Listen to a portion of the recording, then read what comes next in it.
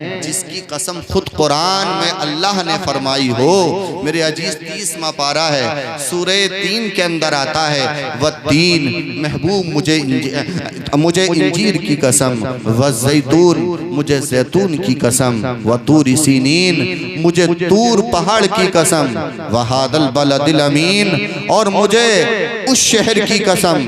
शहर की कसम रब कुरान में ऐलान फरमा रहा है। अरे हम कसम जब खाते हैं मेरे अजीज, जब हमारी किसी बात पर लोग यकीन और एतमाद ना करें, लोगों को यकीन और विश्वास और भरोसा दिलाने के लिए हम कस्में उठाया करते हैं। मगर खुदा की हर बात पर हमारा यकीन है और ईमान है, मगर फिर भी खुदा उन 4 चीज़ों की कसम क्यों याद फरमा रहा है? मुझे इंजीर की कसम, मुझे जैतून की कसम, मुझे तूरे पहाड़ी की कसम, मुझे उस शहर की कसम। उस शहर की कसम शायद खुदा इसलिए कसम याद फरमा रहा है अपने शहर की, इसलिए कि वहाँ अल्लाह का घर बना हुआ है। मगर पूछा जा रहा है, ऐ मौला क्या तू इसलिए कसम याद फरमा रहा है अपने शहर की?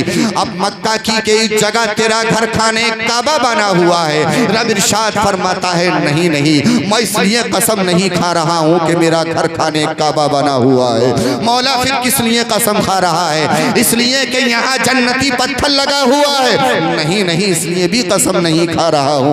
आखिरकार मौला फिर किस लिए कसम खा रहा है? क्या यहाँ आबे ज़मज़म का कुआं है इसलिए कसम उठाई जा रही है? नहीं नहीं, इसलिए नहीं कि यहाँ आबे ज़मज़म का कुआं है। मौला फिर यहाँ अरफात का मैदान है, जो हाजी यहाँ दुआ करता है अल्लाह उसकी दुआओं को मकबूल फरमा लेता है। क्या इसलिए आप मौला कसम उठा रहा है कि यहाँ अरफात का मैदान है? नहीं नहीं, मौला क्या इसलिए कसम खा रहा है? मकाम इब्राहिम जिस पर खाने काबा खड़े होकर के इब्राहिम ने तामीर किया है, जिस जगह को अल्लाह ने इब्राहिम की खड़े होने वाली जगह को वत्तखिदू इब्राहिम वत्तखिदू मिन मकामी इब्राहिम मुसल्ला का मकाम अता फरमा दिया है। इब्राहिम की खड़े होने वाली जगह को मुसल्ला बना दिया है, इसलिए कसम खा रहा है? नहीं नहीं, इसलिए कसम नहीं खा रहा हूँ। फिर मौला तू अपने शहर की किस लिए कसम खा रहा है? तो रब का कुरान ऐलान फरमाता है, ला उक़सिमु बिहादल बलद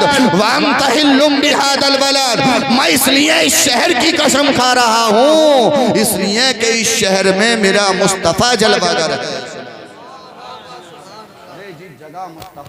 सुभान अल्लाह, सुभान अल्लाह। खुदा खा रहा, क्या मकाम होगा उस जगह? जी जी। आखिरकार अबरार के दिल में यही तमन्नाएं हुआ करती थी, मौला अगर दौलत दे देता तो मैं भी तेरे हरम को दे बेशक बेशक के रोज़े की जियारत कर लेता, मैं सुनहरी जालियों के सामने खड़े होकर सलातो सलाम पढ़ लिया जी जी। उठा करती थी। मगर एक दिन अचानक ये हुआ, बस अपनी गुफ्तगू खत्म कर रहा।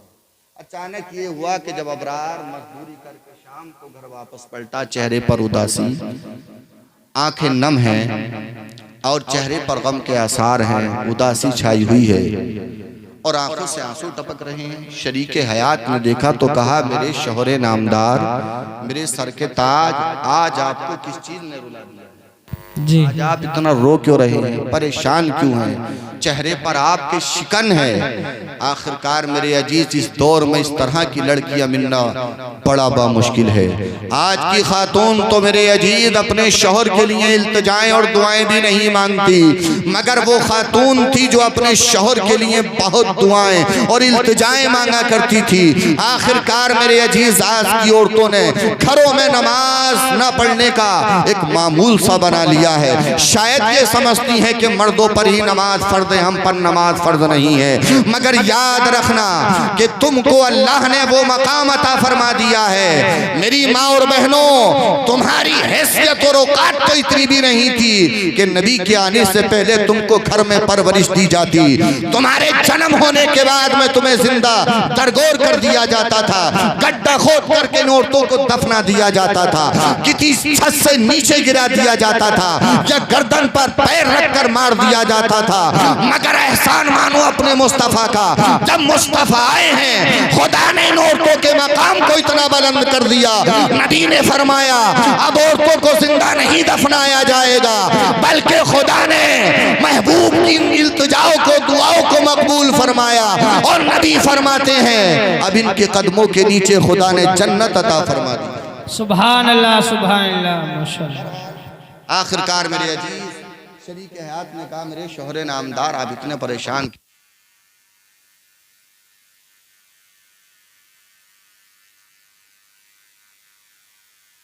अगर खुदा मुझे दौलत देता तो मैं भी अल्लाह के घर की जियारत कर लेता। मेरा मालिक हज के लिए जा रहा है, मेरा सेठ और सेठानी हज के लिए जा रहे हैं।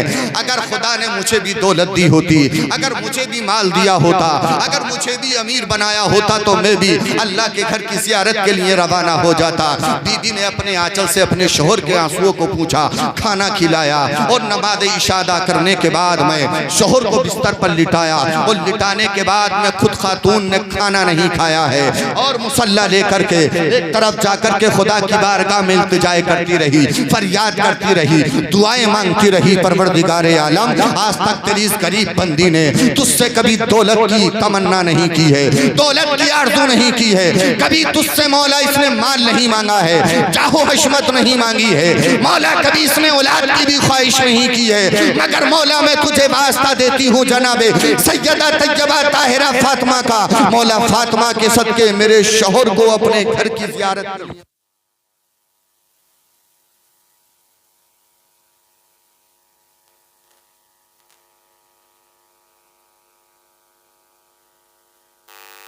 देती हूँ तुझे 6 महीने के असगर का, मैं वास्ता देती हूँ परवरदिगारे आलम तुझे हजरत कासिम का, ओ नो मोहम्मद का, ऐ मौला तू इनके सदके में मेरे शोहर को हज की ज़ियारत के लिए बुला ले। सुभान अल्लाह माशाअल्लाह, बहुत खूब। रात की दुआएं बीवी की शोहर के हक में खुदा ने मकबूल फरमा ली। सुभान अल्लाह। अगर मुअज्जिन ने अज़ान दी है हय्या अलल फलाह, आओ कामयाबी की तरफ। अरे जब खुदा खुद कह रहा है हय्या अलल फलाह, कामयाबी की तरफ, कामयाबी खुदा के घर में। बेशक बेशक, सुभान अल्लाह। चक्कर में तुम ना हलाल देख रहे, ना हराम देख रहे, ना नाजायज ना जायज, ना ये देख रहे किसकी हक तलफी हो रही है, हुकूकुल इबाद मारे जा रहे हैं। अरे जिस दौलत के चक्कर में आज इंसान बेटा बाप का कत्ल कर रहा है, भाई भाई का कत्ल कर रहा है, अरे जिस दौलत को कमाने के लिए तुमने इतनी मेहनतें की हैं, अरे रिस्क तलाश मत करो, रिस्क का वादा खुदा ने लिया है, तुम पैदा भी नहीं हुए थे, खुदा ने तुम्हारी रोजी तुम्हारे मुकद्दर की जमीन पर उतार दी है और रिस्क का ज़िम्मे खुदा ने ले लिया है। मगर जिसकी तुम्हें दुआ और तमन्ना करनी चाहिए, अल्लाह ने ये नहीं फरमाया तुम जन्नती हो या तुम ये हो। अरे अगर दुनिया में आने के बाद जिस चीज का खुदा ने वादा किया है उसके पीछे तो तुम दौड़ रहे हो, और जिसका वादा नहीं किया उसकी कोई तुम्हें जी जी जी। आप ऐसे अमाल करो कि खुदा हमें जन्नत अता फरमाए। मेरे अजीज उसकी बीवी दुआ करती रही, अदान का वक्त हुआ, शोहर को उठाया, नमाज़े फज्र अदा फरमाई, नमाज़े फज्र पढ़ने के बाद में नाश्ता किया, शोहर को कराया और कहा मेरे शोहर जाओ, अल्लाह हमारे लिए भी हज का इंतजाम फरमाएगा, आप चले जाएं काम, मगर अल्लाह जरूर हम एक न एक दिन अपने घर की जियारत करेंगे। ये कहकर के बीवी दरवाजे पर गई और दरवाजे से अपने शोहर को जब तक देखता रहा अपनी मोहब्बत की निगाहों से देखती रही और फी अमानिल्लाह कहा। ये लफ्ज हमें याद रखना चाहिए, फी अमानिल्लाह, ये हदीस पाक है। जब हम घर से जुदा हों या कहीं सफर के लिए रवाना हो, बाप बेटे से कहीं जा रहा हो, बेटी माँ से जा रही हो, या कोई भी अपने घर से जब निकले तो टाटा बाय बाय होके नहीं। नबी फरमाते कि जिसने लफ्ज़े फी अमानिल्लाह कह दिया, अपने घर से चाहे आप काम काज के लिए जा रहे हो या चाहे असमोली ही जा रहे हो, इससे कोई मतलब नहीं, मगर शर्त यह है कि घर से बाहर जा रहे हो तो फी अमानिल्लाह अगर किसी ने कह दिया तो मेरे अजीज हिफाजत खुदा के ज़िम्मे हो जाती है। खुदा खुद उसकी हिफाजत फरमाता है। जी बेशक, सुभान अल्लाह। जब आपका बेटा आपसे जुदा हुआ तो आपने कहा फी अमानिल्लाह, अल्लाह अपनी अमान में रखे, आपने खुदा के सुपुर्द सौंप दिया तो खुदा खुद उसकी हिफाजत फरमाता है। इस लफ्ज़ को आप याद किया। अच्छा बात आ गई, बहुत तवील वाक़ियात हैं लेकिन मैं आपको ख़त्म कर रहा हूँ। बस कहने का मकसद ये कि जब हाजी या उमरा ये उसके लिए खास नहीं है। आप कहीं भी सफर के लिए जाएं तो सफर के 4 रकात नमाज़े निफल पढ़ा करो, 4 रकात नमाज़े निफल। जी जी बेशक। इनके वालिद वाला कल के लिए जब रवाना हो गुजारिश है कि 4 रकात कम से कम 2 रकात निफल नमाज पढ़े सफर के इनाम जी। और वो नमाज सिर्फ अपने घर ही पढ़े। कुछ लोग मस्जिद जाकर पढ़ते हैं, हर्ज नहीं, बड़ी अच्छी बात है, वो अल्लाह का घर है। मगर जब आप किसी सफर के इरादे से निकला करें तो अपने घर ही पर सफर की नमाज को अदा करके निकला। बेशक। बरकतें मैं आपको अगर फजीलत बताऊंगा वक्त हो जाएगा, मगर मुझे वाक़या पूरा करना है। बोलो बोलो। आखिरकार मेरे अजीज अबरार को रवाना किया। बीबी ने नहीं तो शाम का खाना खाया था, ना सुबह नाश्ता किया था। फिर जो पूरी रात इबादत की थी, खुदा से दुआएं मांगी थी, अब फिर मुसल्ला बिछाया, फिर खुदा के बारगाह में फिर शोहर के हक में दुआ करने लगी। सुभान अल्लाह। किसी खातून की यार शोहर की कितनी फिक्र थी उस खातून को, उस औरत को। वो अपने शोहर की उस भावना और दिल को समझ गई, मेरा शोहर चाहता क्या है। मगर आज तक उसने कोई ना तो खुदा से दुआ मांगी, ना दौलत की, ना औलाद की। 7-8 साल में कोई बच्चा भी नहीं, मगर खुदा से फरियाद अगर मांग रही है, रो रही है तो शोहर के लिए रो रही है। सुभान अल्लाह। सुभान अल्लाह।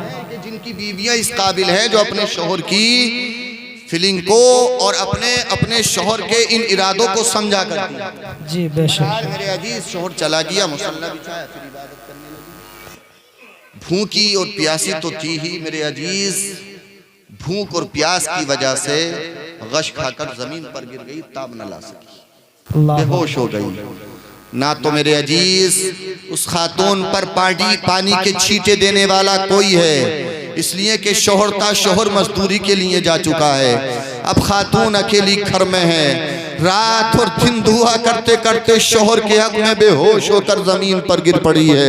उठाने वाला भी कोई नहीं है, पूछने वाला भी कोई नहीं है, पानी के छींटे देने वाला भी कोई नहीं है, उसके चेहरे को हवा देने वाला भी कोई नहीं है। इतने में अबरार अपने मालिक अपने सेठ के यहाँ पहुंचा तो क्या देखा, सेठ और सेठानी हज के जाने के लिए अपने साजो सामान को इकट्ठा कर रहे थे, बैगों की तैयारियां चल रही थी। जब अबरार पहुंचा, जाकर के देखा कि मेरा सेठ यानी कि मेरा मालिक और मालकीन अपने हज की सफर की तैयारी कर रहे हैं। अपने सेठ को देखकर और गमगीन हो जाता है, रंजीदा हो जाता है, अफसुर्दा हो जाता है। इतने में सेठ ने कहा, अबरार गम क्यों खा रहे हो, अफसोस क्यों कर रहे हो, चलो चलो घर चले जाओ और जाकर के हज की तैयारी कर लो, इसलिए कि हमारे साथ साजो सामान ज्यादा है। जिस तरह घर में तुम हमारे नौकरी करते हो, इसलिए हम तुमको तन्हा यहाँ नहीं छोड़ेंगे, अपने साथ सामान उठाने के लिए तुम्हें हज के लिए लेकर के जाएंगे। सुभान अल्लाह। उधर उस खातून की दुआ अल्लाह ने मकबूल फरमा ली है। इधर सेठ और सेठानी ने अबरार से कह दिया, जाओ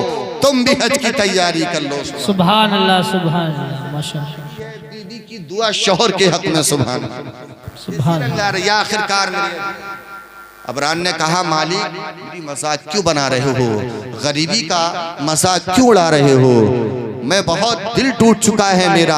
जब कोई हाजी हज का काफिला जाता है तो मेरा दिल बहुत रंजीदा होता है। मालिक तुम भी गरीबी का मजाक उड़ा रहे हो। कहा, नहीं अबरार, जल्दी जाओ घर जाकर अपने हज की तैयारी करो, सफर की तैयारी करो। अबरार घर खुशी के मारे कूदता हुआ आ रहा था। बीबी से जाकर के कहूंगा कि खुदा ने मेरी दुआओं को मकबूल फरमा लिया है, मगर अबरार को क्या पता था कि मेरी बीबी की दुआएं रंग लेकर के आ गई हैं। ये मेरे पीछे मेरी बीबी का हाथ है। मगर अबरार तो ये सोच कर आ रहा था, बीबी को खुशखबरी सुनाऊंगा, सीने से जाकर के लगाऊंगा, कलेजे से जाकर के लगाऊंगा, पेशानी का बोसा दूंगा और मुबारकबाद पेश करूंगा कि मुबारक हो शरीके हयात, अल्लाह ने मेरी दुआ को कबूल फरमा लिया है। मगर अबरार खुशी में आ रहा है। आते आते मेरे अजीज जब दरवाजा खोला और अंदर दरवाजा खोलने के बाद दाखिल हुआ तो क्या देखा, जो खुशी लेकर आ रहा था, बीबी को मुसल्ले पर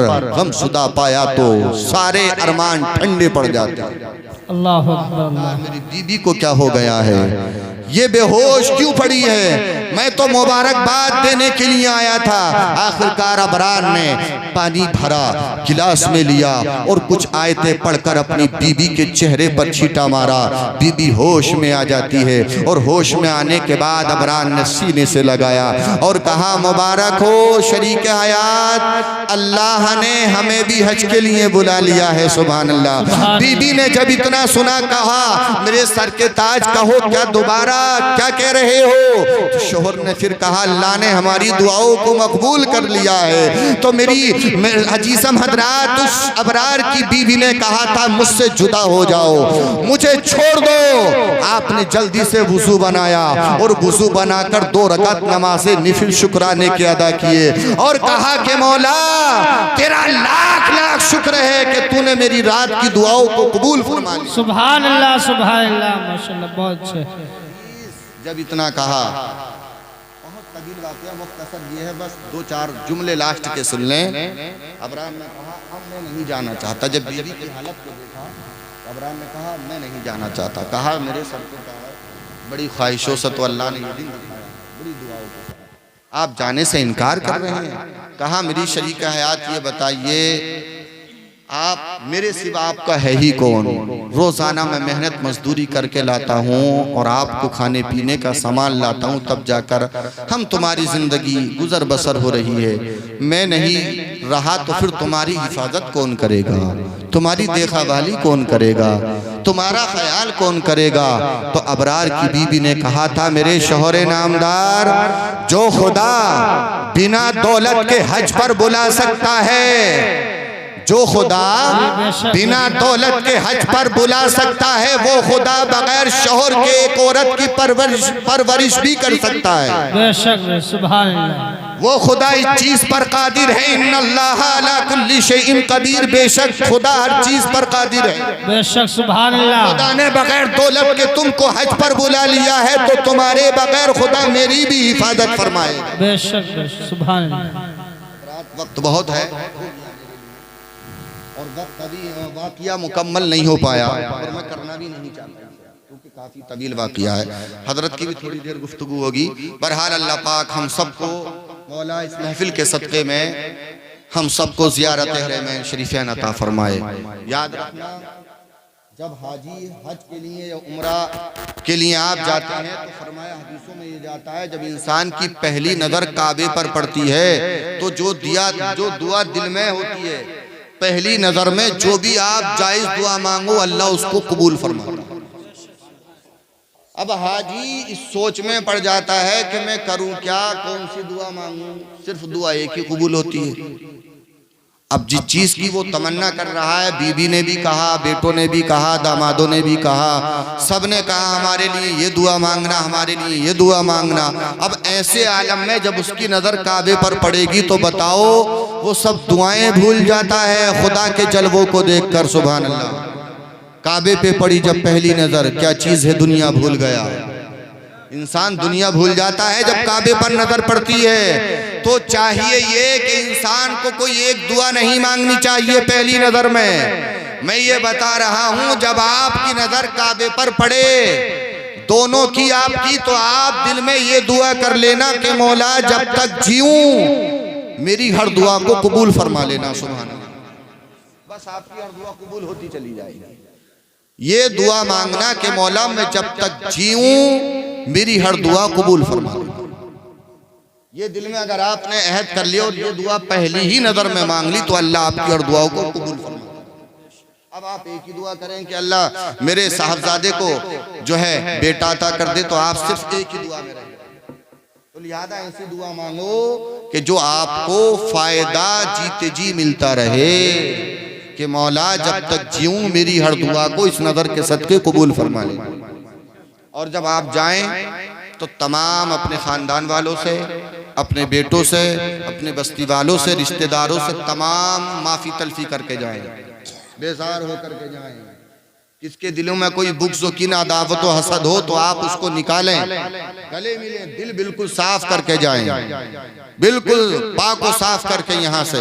इसलिए कि जब इंसान वहाँ पहुँचता है और जब पलटता है तो नबी फरमाते हैं जब वो वहाँ से आया तो गोया ऐसा हो जाता है जैसे कि वो अभी अपनी माँ के शिकम से पैदा हुआ। तो लिहाजा हमें चाहिए कि बुग़्ज़ व कीना दिलों में ना हो, पाक व साफ दिल हो, सबसे मिलजुल कर जाएं। औरतों को गले मर्द न लगाएं। जो मर्द हजरात हज को जब जाते हैं तो देखा यह जाता है कि औरतें गले मिलती हैं, ये काम ना किया। तो चाहे कोई भी हो, बस बेटी वगैरह जो उनकी हैं वो मिल सकती हैं बाप के गले, लेकिन आम औरतें किसी हाजी या उम्रा करने वाले के मर्द से औरतें न मिलें और औरतों से मर्द गले न मिलें। बस दुआ के लिए कह सकते हैं। और मेरी खुसूस गुजारिश है आपसे, जितने भी ये अइम्मा उलमा बैठे हैं इनकी तरफ से भी मैं इल्तिजा करता हूँ, दोनों से, इसरार भाई के वालिद और वालदा से, कि हमें भी वहाँ आप हजरात दुआओं में याद रखना, हमारा भी सलाम अर्ज करना। आमीन। और खूब हमारे लिए दीन की भलाई की दुआ करना। अल्लाह हम सबको ईमान पर साबित कदम अता फरमाए। दौलत कोई चीज नहीं मेरे अजीज, सिर्फ कामयाब वही है कि जो इंसान दुनिया में रहकर अपने ईमान को बचा कर ले। बेशक सुभान अल्लाह। कठिन मामला है मौत का, याद रखना, बहुत कठिन मामला। अल्लाह पाक हम सबको जो है सही सालिम ईमानी जिंदगी, इस्लामी जिंदगी, ईमानी मौत अता फरमाए। आमीन। में मौला जो भी कोताहियाँ अगलात हो गए हों, मैं तमाम हजरात को गवाह बनाकर तौबा करता हूँ। अस्तगफिरुल्लाह अस्तगफिरुल्लाह अस्तगफिरुल्लाह रब्बी मिन कुल्ली ज़म्बि व अतूबु इलैहि। कलमा पढ़ता हूँ ला इलाहा इल्लल्लाहु मुहम्मदुर रसूलुल्लाह।